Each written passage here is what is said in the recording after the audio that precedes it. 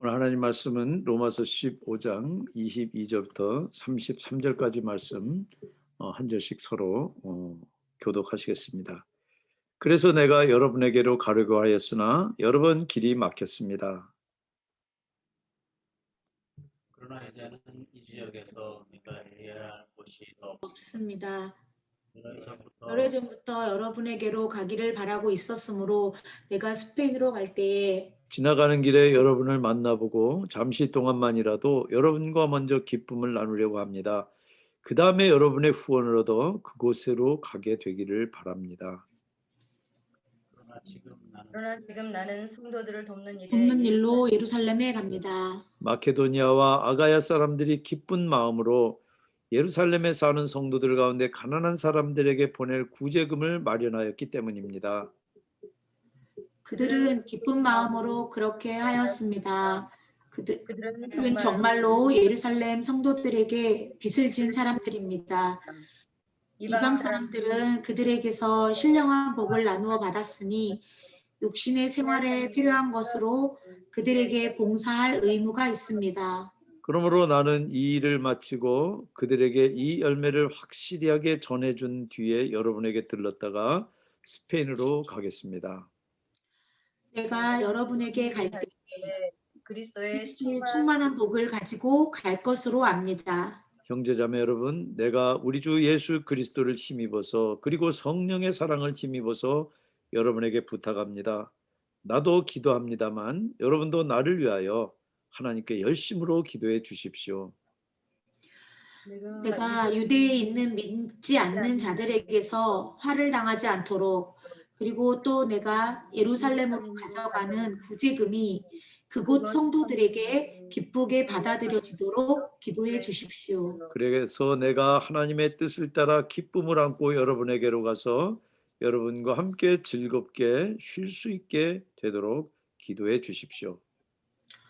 평화를 주시는 하나님께서 여러분 모두와 함께 하시기를 빕니다. 아멘. 성령 하나님, 우리가 읽는 이 말씀 가운데 이 사도 바울의 이 뜨거운 선한 열정이 우리들의 식어 있는 마음들을 뜨겁게 하게 하시고, 주님, 우리들도 주님이 주신 오늘이라고 하는 이 시간과 우리들에게 주어진 관계와 우리들에게 있는 재능과 우리들에게 있는 재물과 우리들에게 있는 모든 것으로 참으로 주님, 우리들을 주님께서 이 땅에 복의 근원으로 두신 그 삶 살아갈 수 있도록 우리들을 주님 격려하시고 경책하시고 위로하시고 세워주시옵소서. 예수님 이름으로 기도합니다. 아멘. 아멘.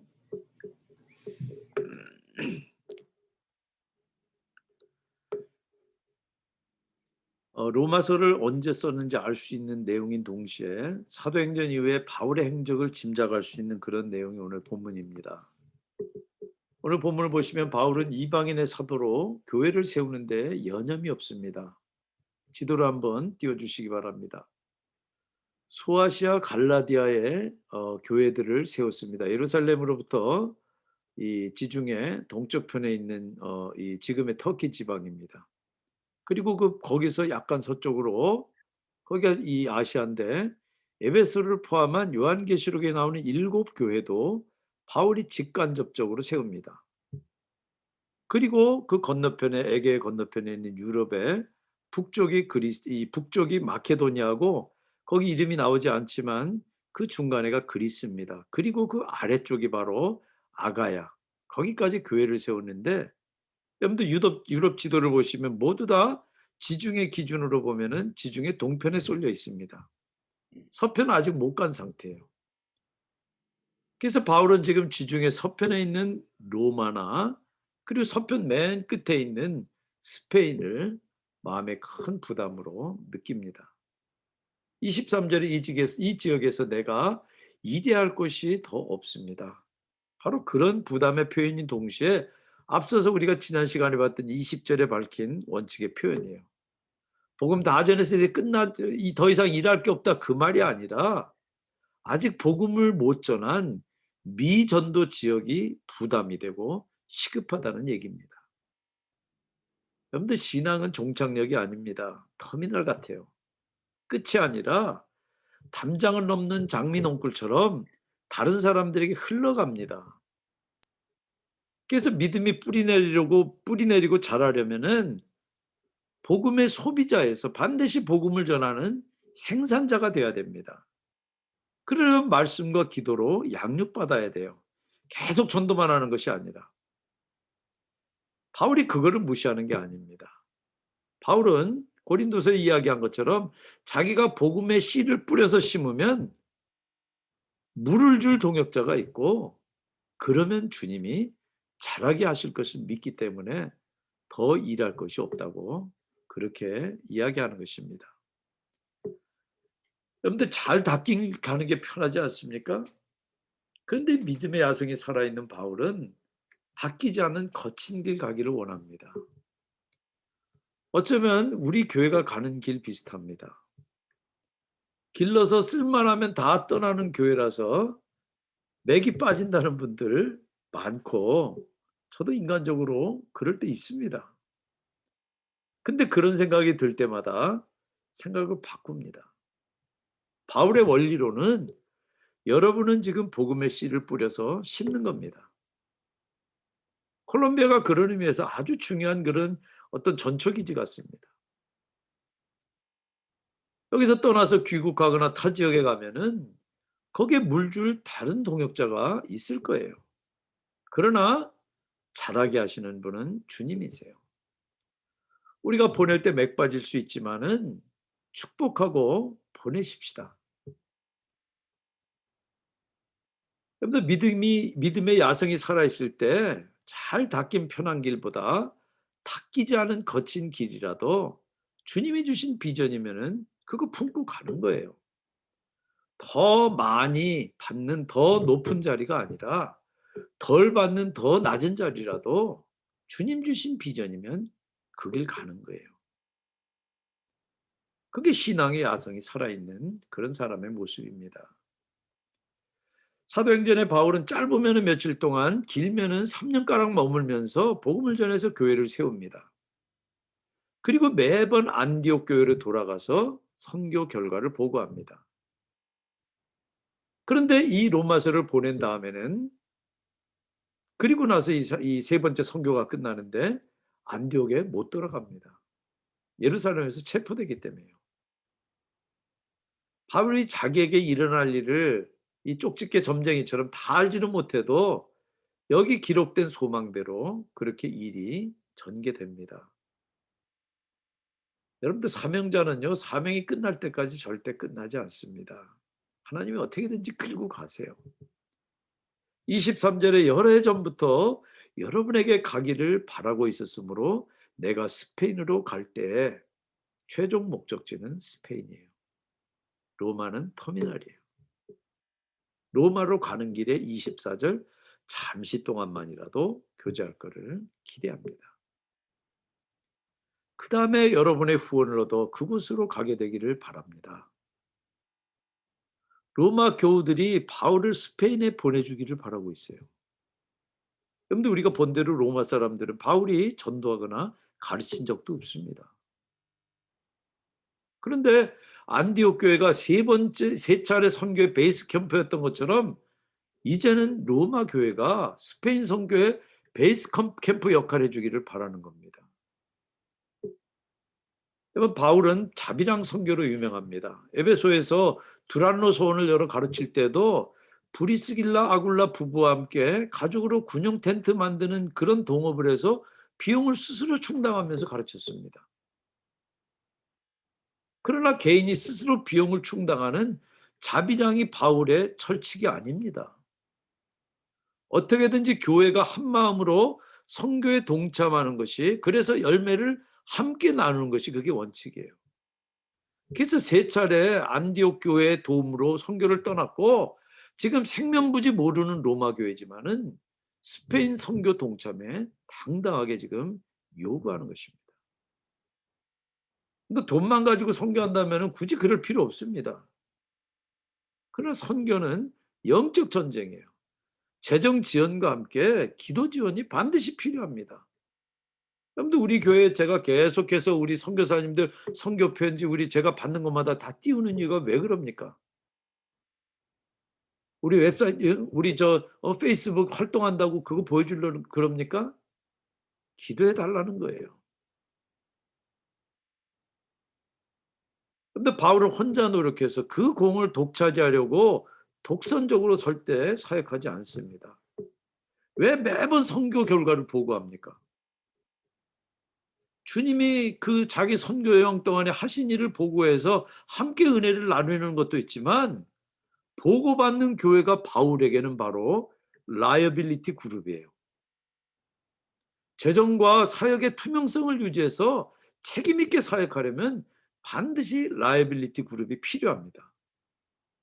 여러분들 리빙스턴도 아프리카 선교할 때 그 라이어빌리티 그룹들이 선교를 돕는 이상으로 검증, 현장 검증, 도대체 이 리빙스턴이 어디까지 가서 어떤 일을 어떻게 했는지를 검증하는 노력을 더 기울였어요. 여러분들 지역교회도 마찬가지입니다.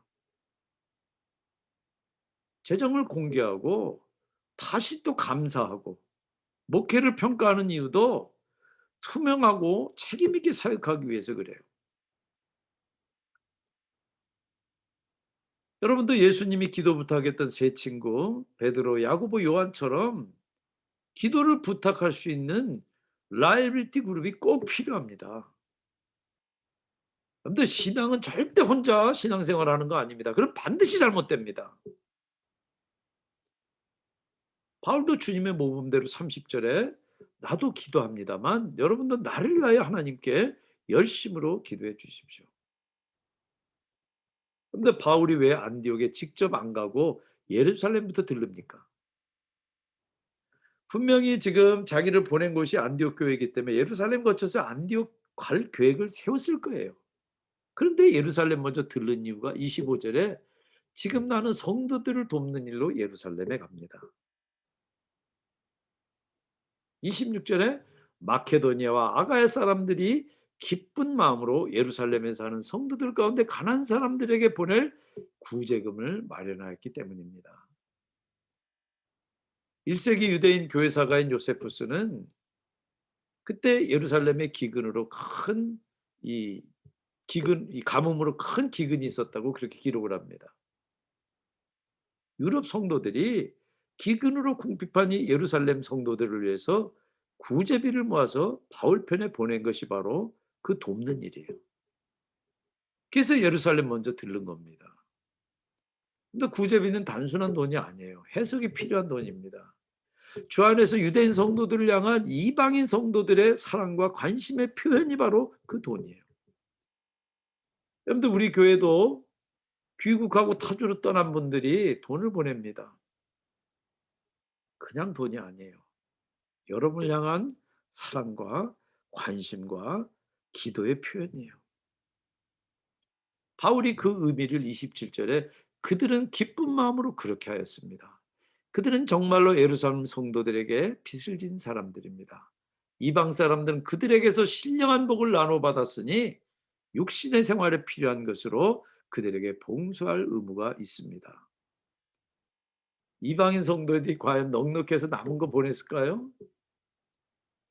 여러분들 우리가 1세기 기록을 보면은 황제에 따라서는 기독교를 박해하는 사람, 묵인하는 그런 황제들이 있지만 그리스 신들과 황제를 섬기는 그런 이교 문화에서 신앙 양심대로 살자면 그 쉬운 일이겠습니까? 넉넉한 건 고사하고 어쩌면 예루살렘 사람들과 비슷한 처지였을 수 있습니다. 근데 여유 있으면 오히려 남의 필요에 무심합니다.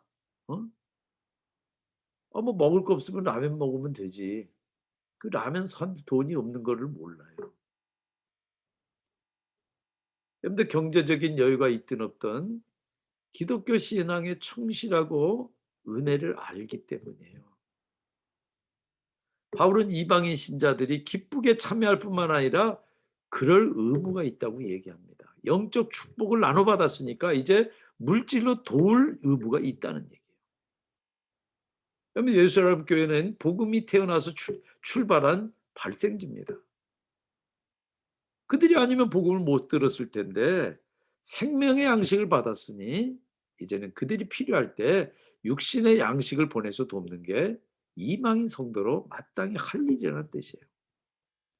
그런데 우리가 여태 로마서를 쭉 본 것처럼 유럽 교회 이방인들도 원래 하나님의 구원 바깥에 있던 사람들이에요. 그런데 유대계 성도들의 헌금과 기도로 바울을 보내서 복음을 받았고, 이방인들의 믿음도 주님께서 의로 여기셔서 아무 제약 없이 유대인들과 똑같은 언약 백성이 되었어요. 그러니까 그들은 유대계 성도들에게 빚을 진 거예요. 영원한 생명과 인생의 목적을 발견한 은혜를 입은 거예요. 아, 나는 주님의 은혜로 구원받았으니까 하나님께만 감사하지 나는 인간 도구는 다 무시해도 됩니까? 진정 은혜 받은 사람은 절대 그럴 수 없습니다. 은혜 받았으면 귀한 걸로 함께 할 줄 아는 것이 그게 은혜 받은 태도입니다. 예수님도 제자들을 보낼 때 누가복음 9장 3절에 길을 떠나는 데는 아무것도 가지고 가지 말아라. 지팡이도 자루도 빵도 은화도 가지고 가지 말고 속옷도 2벌씩은 가지고 가지 말아라. 이 말이 대책 없이 선교가라는 말 아닙니다. 영적인 걸 아는 사람들의 공동체를 의지하고 주님이 공급하실 걸 의지하라는 뜻이에요. 그래서 바울도 이 유럽 이방인 성도들의 헌금을 28절에 열매라고 표현합니다. 그러면 나는 이 일을 마치고 그들에게 이 열매를 확실하게 전해준 뒤에 여러분에게 들렀다가 스페인으로 가겠습니다. 여러분들, 교회가 물질적으로 서로 도움을 주고받는 일은 초대교회부터 교회를 이루는 핵심 요소입니다. 근데 안디옥에 돌아와서 보고하고 로마를 들러서 스페인에 가야 되는 굉장히 중요한 선교 계획이 바울에게 있지만 그 길을 예루살렘으로 튼 이유가 구제를 위해서예요. 구제나 성도를 돕는 일은 선교와 똑같이 중요한 복음의 핵심이기 때문이에요. 그런데 구제나 성도를 돕는 일은 공동체성을 드러냅니다. 개인 플레이가 아니라, 그래서 신앙의 필수 요소인데 그것을 주변 요소로 여긴다면은, 그래서 교회가 해도 그만 안 해도 그만으로 안다 그러면은 뿌리를 부정하는 태도입니다. 근데 현대 보수교회의 현실은 공동체성을 거스르는 쪽으로 나갑니다. 좀 더 부자는 더 부유하고 가난한 사람은 더 가난해지는 현상이 교회에 더 심합니다.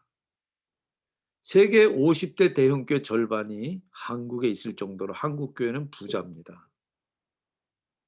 그러나 수많은 작은 교회는 재정적으로 자립을 못해서 생존에 급급합니다. 그래서 수많은 목사가 이중직으로 내몰리고 이중직을 헌법에 명문화한 그런 교단들도 자꾸 늡니다. 그런데 목사나 그 가족이 고생하는 걸로 끝나지 않아요. 이런 천박한 자본주의에 찌든 교회를 공동체라고 할 수 있습니까?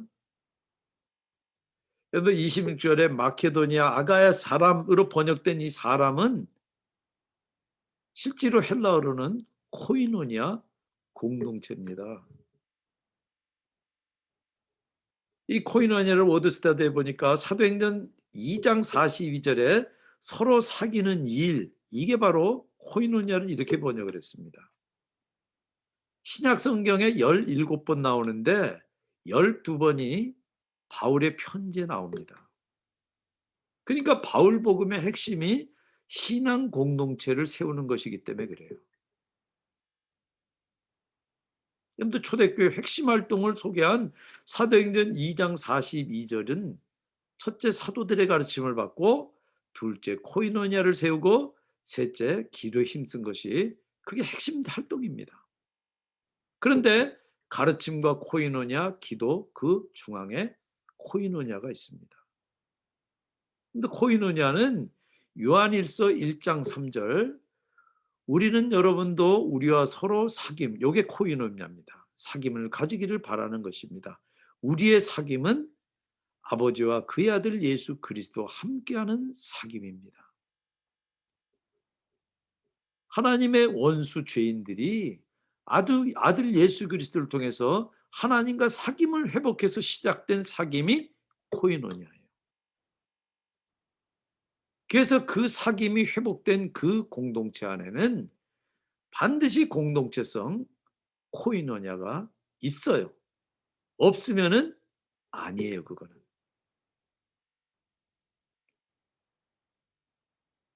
바울은 지금 이 코이노니아가 보낸 돈을 가지고 예루살렘에 가는데 근심이 두 가지 있습니다. 두 근심을 바울은 31절, 32절에 기도로 부탁을 합니다. 먼저 교회를 박해하는 유대인들에게 화를 당할 거라는 근심입니다.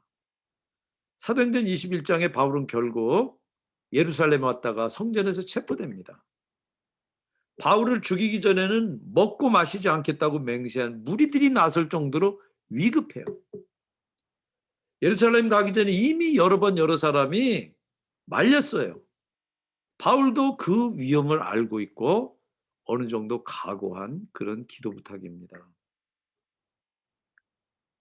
여러분들 위험과 핍박을 피하기만 한다면 믿음의 길을 걸을 수 없습니다.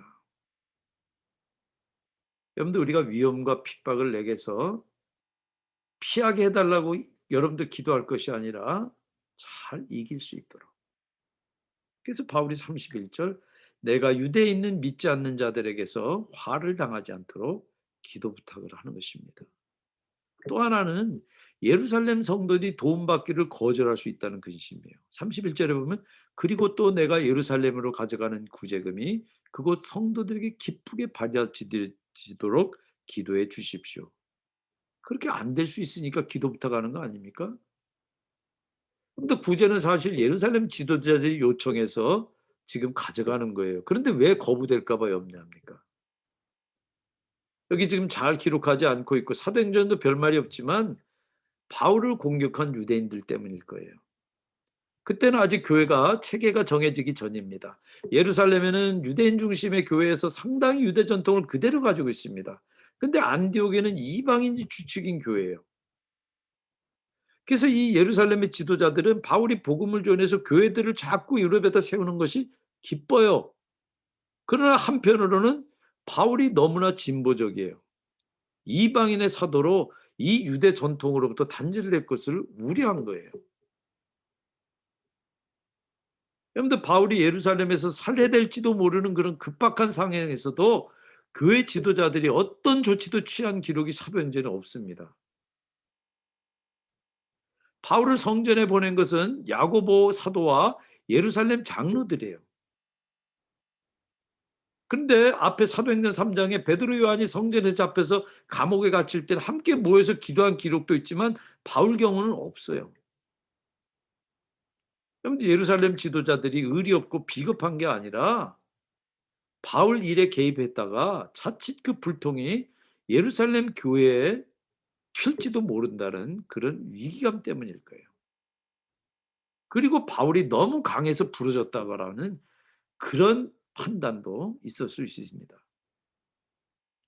그런 분위기를 간파하고 예루살렘 성도들이 이방인들 성도들이 이 헌금에서 가져온 거라고 그래가지고 혹시나 그거 안 받을까 염려가 된 것입니다.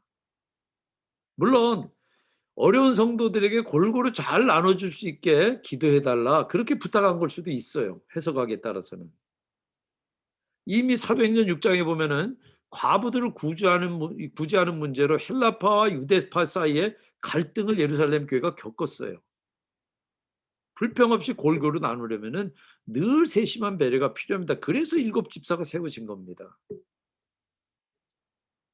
이유와 어떻든 간에 바울은 그런 모든 현실적인 우려를 넘어서서 코이노냐의 밝은 미래에 시선을 고정합니다. 근데 29절 보세요. 내가 여러분에게 갈 때 그리스도의 충만한 복을 가지고 갈 것으로 합니다. 어떤 현실적인 제약과 난관이 있더라도 코이노냐의 주인 우리 주님이 세상 끝날까지 약속하신 대로 항상 우리와 함께 하시기 때문이에요. 우리가 흥할 때나 설령 우리가 망할 때라도 우리가 건강할 때나 아플 때라도 설령 우리가 죽을 때라도 주님이 함께 하시기 때문이에요. 여러분들 이 말은 바울이 자신이 복이 될 것이라는 얘기입니다. 복 맞아요. 여러분들 그런 코인느냐가 바로 여러분입니다. 그리고 여러분이 바로 복입니다. 왜냐하면은 여러분이 바로 복의 근원이기 때문에 그래요. 우리 주님 때문에. 주님과 그 코인느냐가 회복된. 그래서 종적으로나 횡적으로 그 코인느냐를 가지고 있는 여러분이 바로 복이기 때문입니다. 기도하겠습니다.